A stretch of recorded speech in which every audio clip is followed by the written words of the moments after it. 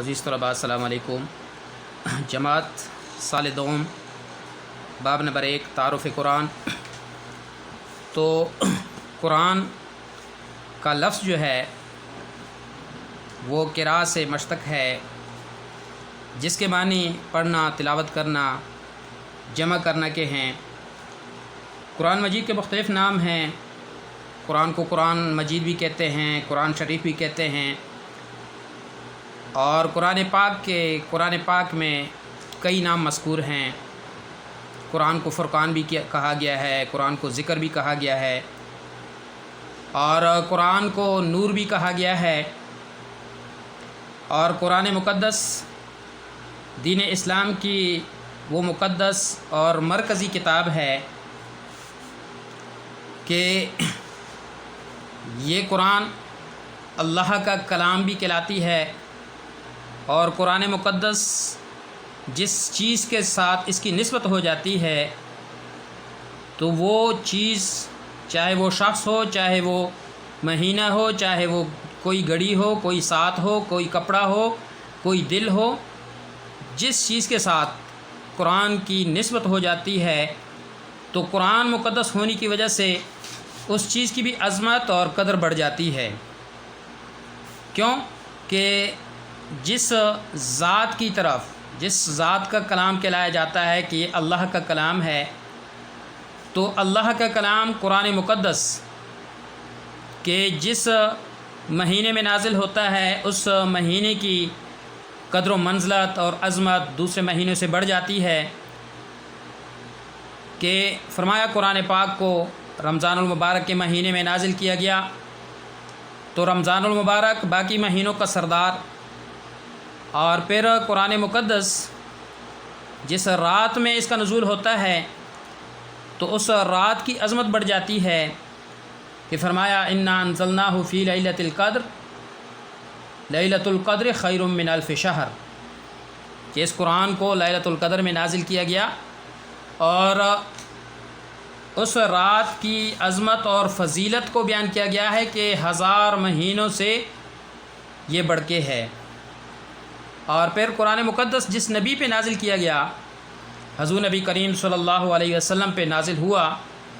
تو آپ صلی اللہ علیہ وسلم کا رتبہ اور عظمت وہ سارے انبیاء علیہ السلام سے اعلیٰ۔ اور پھر قرآن مقدس جس دل پہ اترتا ہے تو اس شخص کی عظمت اور عزت اس میں بھی اضافہ ہو جاتا ہے، یہاں تک کہ اگر قرآن مقدس کسی کپڑے کے ساتھ اس کی نسبت ہو جاتی ہے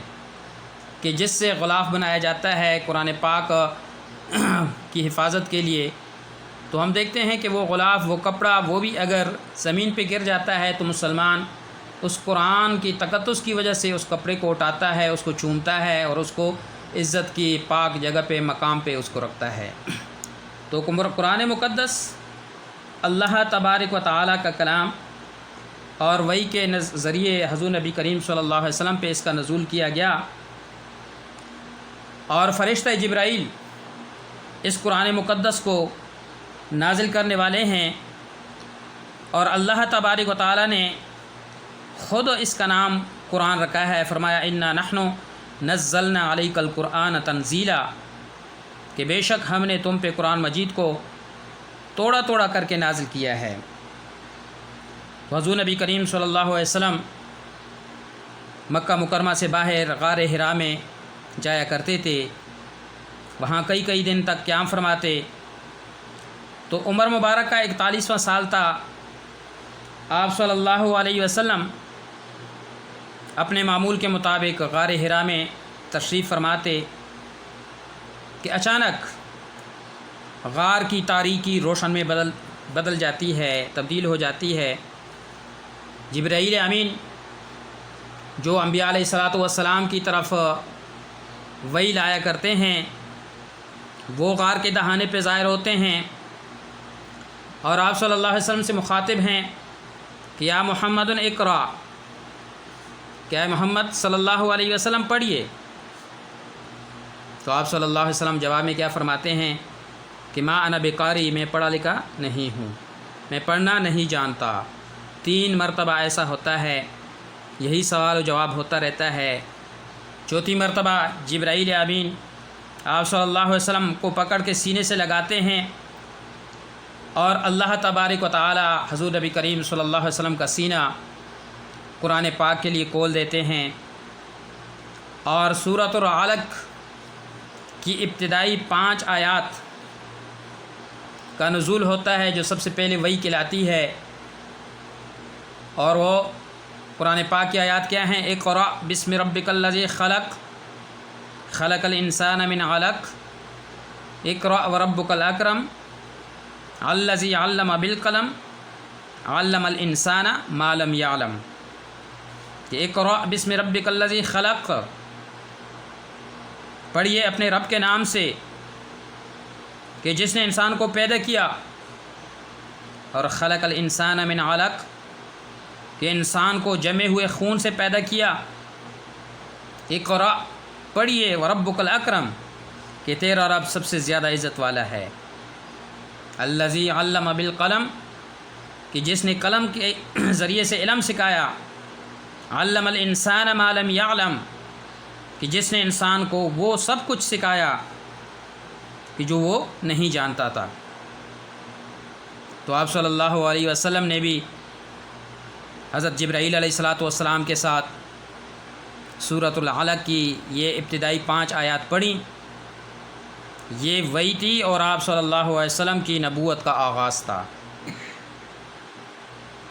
حضور نبی کریم صلی اللہ علیہ وسلم اس واقعے کے بعد فوراً گھر تشریف لاتے ہیں، جسم پہ کپ کپی طاری ہے، اور ام المومنین حضرت خدیجہ الکبریٰ رضی اللہ تعالیٰ عنہ سے فرماتے ہیں کہ مجھے کمبل اڑا دو۔ طبیعت جب ذرا سنبھلی تو وہ سارا واقعہ جو غار حرا میں پیش آیا تھا وہ خدیجہ رضی اللہ تعالیٰ عنہ کو سناتے ہیں، اور یہ بھی فرماتے ہیں کہ مجھے اپنی جان کا خوف ہے۔ تو ام المومنین حضرت خدیجہ رضی اللہ تعالیٰ عنہ آپ صلی اللہ علیہ وسلم کو تسلی دیتی ہیں کہ اللہ آپ کو موت نہیں دیں گے، جبکہ آپ صلی اللہ علیہ وسلم تو یتیموں سے یتیموں بے نماؤں مسافروں کی خدمت کرتے ہیں، یعنی خدمت خلق کرتے رہتے ہیں۔ اور پھر حضرت خدیجہ رضی اللہ تعالیٰ عنہ آپ صلی اللہ علیہ وسلم کو اپنے چچا زاد بھائی ورقہ بن نوفل کے پاس لے گئیں، جو تورات کے عالم تھے۔ ان کے سامنے یہ سارا واقعہ رکھتے ہیں، تو ورقہ بن نوفل نے جب یہ سب کچھ سنا تو وہ فرمانے لگے کہ یہ تو وہی فرشتہ ہے جو اس سے پہلے حضرت موسیٰ علیہ السلام کے پاس آیا کرتا تھا، اور مجھے یقین ہے کہ مکہ والے آپ کو اپنے شہر سے نکالیں گے۔ کیوں؟ کہ ورقہ بن نوفل وہ تورات کے عالم تھے، اور تورات میں حضور نبی کریم صلی اللہ علیہ وسلم کے بارے میں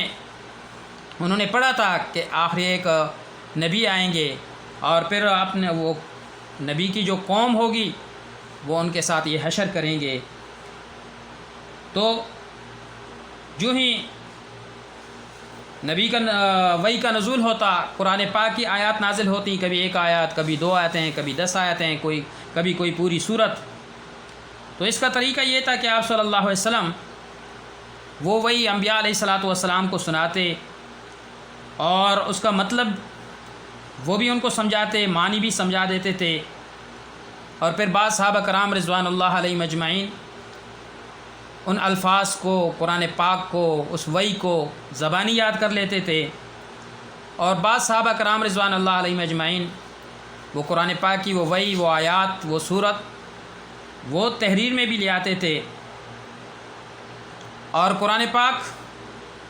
یہ ایک ایسی مقدس کتاب ہے، ایک ایسی معجزے والی کتاب ہے کہ یہ تحریف سے پاک ہے، تبدیلی سے پاک ہے، اور کیونکہ اللہ تبارک و تعالی نے اس کتاب قرآن مجید کی حفاظت کا ذمہ خود لیا ہے۔ فرمایا انا نحن نزلنا الذکر وانا لہ لحافظون، کہ ہم ہی اس ذکر، اس قرآن کو نازل کرنے والے ہیں، اور ہم ہی اس کے محافظ ہیں۔ اور معجزے والی کتاب کیسی ہے کہ یہ چیلنج ہے کہ اس جیسی کتاب کوئی بنا کے لا ہی نہیں سکتا۔ قرآن پاک کی مثل کتاب بنانا، کہ جو کتاب قرآن اور حضور نبی کریم صلی اللہ علیہ وسلم کے مخالف تھے، جو دین لانے سے دور تھے، تو وہ کہتے یہ کتاب جو حضور نبی کریم صلی اللہ علیہ وسلم ہمارے سامنے پیش کرتے ہیں یہ خود گڑھ کے لاتے ہیں، خود تحریر کرتے ہیں۔ تو ان کو چیلنج دیا گیا کہ اگر حضور نبی کریم صلی اللہ علیہ وسلم اس کو لکھ کے لا سکتے ہیں تو تم لوگ بھی اس جیسا قرآن لے آؤ۔ تم بھی عربی دان ہو اور اپنے زبان پہ تمہیں فخر بھی ہے، تو اس قرآن جیسا کوئی قرآن لے آؤ۔ اور اگر قرآن نہیں لا سکتے پورا قرآن، تو فرمایا بعشر سور مثلہ فأتوا بعشر سور مثلہ، تو اس جیسی کوئی 10 صورتیں بنا کے لے آؤ۔ اور پھر جب یہ بھی نہ ہو سکا تو پھر فرمایا وَإِن كُنتُمْ فِي رَيْبٍ مِّمَّا نَزَّلْنَا عَلَىٰ عَبْدِنَا فَأْتُوا بِسُورَةٍ مِّن مِّثْلِهِ، کہ اگر تمہیں اس میں شک ہے کہ جو ہم اپنے نبی کی طرف نازل کرتے ہیں تو پھر ایسا کرو کہ فَأْتُوا بِسُورَةٍ مِّن مِّثْلِهِ، اس جیسی کوئی ایسی صورت، ایک صورت بنا کے لے آؤ۔ وَادْعُوا شُهَدَاءَكُم مِّن دُونِ اللَّهِ، اور پھر یہ بھی اجازت دی گئی کہ کوئی ایک بندہ نہیں بلکہ اللہ کو چھوڑ کے تم جتنے بھی مددگار بلا سکتے ہو، اکٹھے کر سکتے ہو، سارے جمع ہو جاؤ، سارے اکٹھے ہو جاؤ اور اس کلام جیسی کوئی ایک صورت بنا کے لے آؤ۔ اور ساتھ میں یہ چیلنج اسی وقت دے دیا گیا فَإِن لَّمْ تَفْعَلُوا وَلَن تَفْعَلُوا، کہ تم کر ہی نہیں سکتے، تم اس جیسی کوئی صورت بنا کے لا ہی نہیں لا سکتے۔ تو عزیز طلباء، یہ قرآن پاک کا معجزہ ہے۔ 1400 سال گزر گئے ہیں اور قیامت تک کے لیے یہ معجزہ ہے۔ یہ نہیں کہ یہ اس وقت کے لیے معجزہ تھا، اس وقت کے لیے یہ ایک چیلنج دیا گیا تھا۔ قیامت تک کے لوگوں کے لیے یہ چیلنج ہے کہ اس جیسی کوئی کتاب بنا کے لے آئیں، کوئی صورت بنا کے لے آئیں، نہ لا سکے اور نہ لا سکتے ہیں۔ کیوں کہ اللہ تبارک و تعالی فرماتے ہیں اِنَّا نَحْنُ نَزَّلْنَا الذِّكْرَ وَإِنَّا لَهُ لَحَافِظُونَ، کہ ہم نے ہی اس کتاب کو نازل کیا اور ہم ہی اس کے حفاظت کے ذمہ دار ہیں۔ اور پھر اللہ تبارک و تعالی نے اس کی حفاظت کس طریقے سے کی کہ فرمایا کہ قرآن پاک سب سے زیادہ پڑھی جانے والی کتاب ہے، سب سے زیادہ پڑھی جانے والی کتاب ہے۔ اور ہم دیکھتے ہیں کہ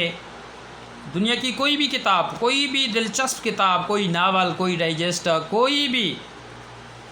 ایک اچھا کلام، وہ لوگ اتنی کثیر تعداد میں نہیں پڑھتے۔ کوئی ناول ہوتا ہے بندہ ایک دن پڑھتا ہے، 2 دن پڑھتا ہے، ایک بار پڑھتا ہے، 2 بار، 3 بار، 10 بار، اور پھر دل جو ہے نا اکتا جاتا ہے اس کے پڑھنے سے۔ لیکن قرآن پاک کی یہ ایک ایسی تاثیر ہے کہ اس کو جتنا بھی پڑھتے جائیں، 1 بار پڑھ لیا، 10 بار پڑھ لیا، 100 بار پڑھ لیا، 1000 بار پڑھ لیا، جتنا بھی آپ اس کو پڑھیں گے اس میں آپ کو ایک سکون میسر ہوگا، بار بار پڑھنے کو دل چاہے گا۔ تو یہ اللہ کا کلام ہے اور اللہ تبارک و تعالی اس کی اس طریقے سے حفاظت کر رہے ہیں۔ پھر ہم دیکھتے ہیں کہ ہمارے مساجد میں تلاوت کی جاتی ہے اور نماز میں قرآن پاک کی تلاوت کی جاتی ہے۔ ہماری کسی محفل کا آغاز ہوتا ہے تو تلاوت کلام پاک سے ہوتا ہے، اور رمضان کا مہینہ آتا ہے، پھر تراویح پڑھی جاتی ہیں تو تراویح میں قرآن پاک پڑھا جاتا ہے۔ تو ہمارے ہر ایک جو بھی کام شروع کریں اس سے پہلے جو ہے نا قرآن پاک کی تلاوت کو سعادت سمجھا جاتا ہے۔ پھر اللہ تبارک و تعالی نے جس طرح یہ کتابوں میں کتابی شکل میں محفوظ ہے، اس طرح اللہ تبارک و تعالی نے اس کتاب کو، قرآن پاک کو، لوگوں کے، انسانوں کی سینوں میں محفوظ کیا ہے۔ ایک چھوٹا سا بچہ ہوتا ہے اور اس کے سینے میں اللہ تبارک و تعالی اس کلام کو محفوظ کر لیتے ہیں۔ اگر یہ تحریری طور پہ یہ سارے نسخے یہ کتابی شکل میں ضائع بھی ہو جائیں تو بھی قرآن پاک جو ہے نا وہ مٹتا نہیں ہے، چونکہ اللہ تبارک و تعالیٰ نے اس کو انسانوں کے سینوں میں محفوظ کیا ہے، وہ دوبارہ سے تحریر میں آ جائے گا۔ تو یہ اللہ تبارک و تعالیٰ نے جو اس کی حفاظت کا ذمہ لیا ہے، وہ مختلف طریقوں سے اللہ تبارک و تعالیٰ اس کی حفاظت فرما رہے ہیں۔ اور یہ آسمانی کتابوں میں آخری کتاب ہے، اور اس سے پہلے جو آسمانی کتابیں نازل ہوئی ہیں، تورات نازل ہوئی ہے، زبور ہے، انجیل ہے۔ اور تورات حضرت موسیٰ علیہ الصلاۃ والسلام پہ نازل ہوئی، زبور حضرت داؤد علیہ الصلاۃ والسلام پہ نازل ہوئی، اور انجیل حضرت عیسیٰ علیہ الصلاۃ والسلام پہ نازل ہوئی، اور آخر میں قرآن مقدس جو حضور نبی کریم صلی اللہ علیہ وسلم پہ اتارا گیا۔ تو مسلمان جو ہے وہ جس طرح حضور نبی کریم صلی اللہ علیہ وسلم کو نبی مانتے ہیں، اس طرح جو اس سے پہلے انبیاء علیہ الصلاۃ والسلام آئے ہیں، وہ ان انبیاء علیہ الصلاۃ والسلام کو بھی برگزیدہ ہستیاں مانتے ہیں کہ وہ بھی اللہ تبارک و تعالیٰ کی طرف سے مبعوث کیے گئے پیغمبر تھے۔ تو یہ قرآن مقدس سابقہ کتابوں کی تصدیق کرنے والی ہے۔ ہاں یہ ہے کہ اب حالات اور وقت گزرنے کے ساتھ ساتھ ان کتابوں میں تبدیلیاں آ گئی ہیں، لیکن وہ کتابیں تورات، زبور، انجیل یہ بھی اللہ تبارک و تعالیٰ کی طرف سے نازل کردہ کتابیں تھیں، اور قرآن مقدس جو ہے وہ آخری کتاب ہے، اور فصاحت اور بلاغت کے لحاظ سے